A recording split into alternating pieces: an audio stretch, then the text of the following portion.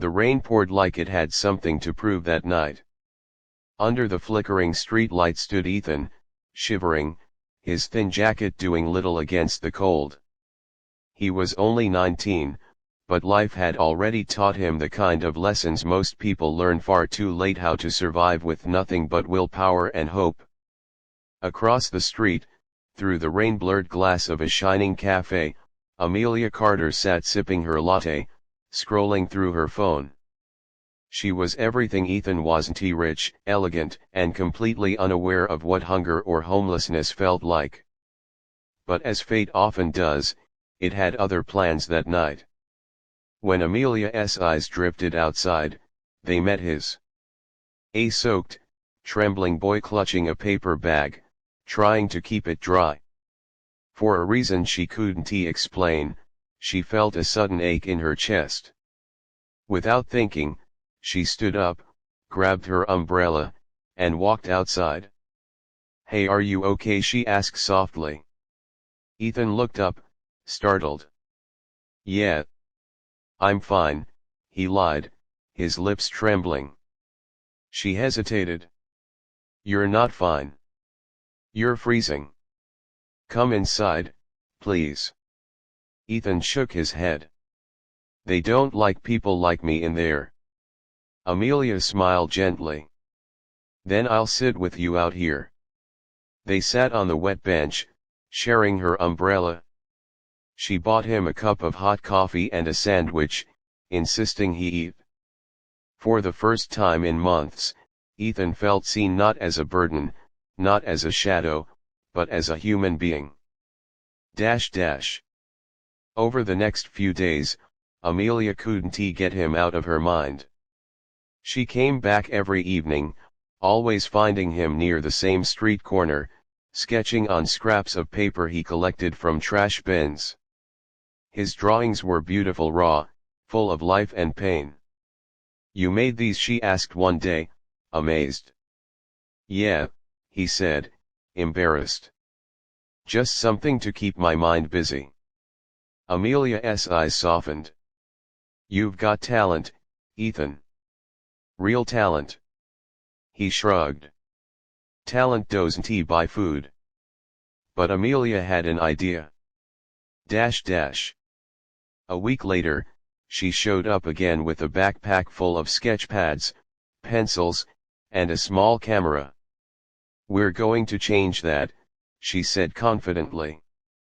They began posting his art online under the name Streetlight Sketches. She took care of everything: photographs, captions, even the hashtag. At first, no one noticed. But then one of his sketches, a portrait of a homeless man smiling under the rain, went viral. Thousands of people shared it. Comments flooded in: "This is real art. Who's the artist? I felt this in my soul." Within a month, Ethan's drawings were being displayed in a small community art gallery. For the first time, he earned real money, enough to rent a tiny apartment and start a new life. But not everyone was happy. Amelia's father, Richard Carter, one of the wealthiest businessmen in the city, soon found out. "You've been spending time with a street boy," he barked one night at dinner. "Do you have any idea what this could do to our family's name?" Amelia looked up calmly. "He's not just a street boy. He's an artist, and he's my friend. Friends like that will destroy your reputation." "Then maybe my reputation needs destroying," she replied quietly, standing up. That was the night Amelia realized kindness sometimes means standing against even the people you love most. Months passed. Ethan's art career grew. But despite his success, he never forgot where he came from or who had believed in him first. On Amelia's birthday, he surprised her with a large painting. It showed two figures under a shared umbrella, the rain falling around them like silver threads. "It's called The Beginning," he said, smiling. "Because that's when my life really began." Amelia's eyes filled with tears. It's beautiful. But fate, once again, wasn't he done testing them? One evening, as Ethan was leaving his small studio, he saw an ambulance parked outside a familiar mansion.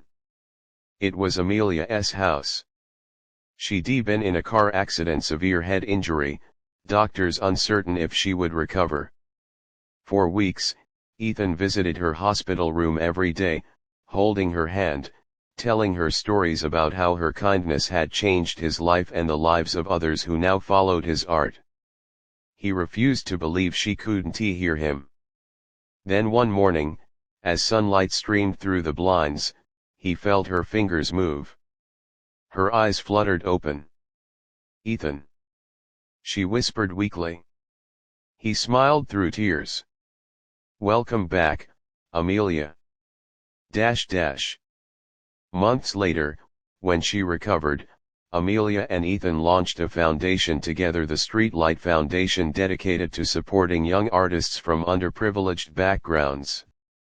At the opening ceremony, reporters asked Ethan how it all began.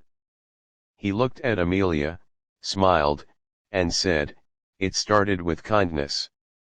She didn't just give me food that night, she gave me a reason to live." Moral message: one small act of kindness can change a life forever, and sometimes, it's the beginning of a love that transcends everything else.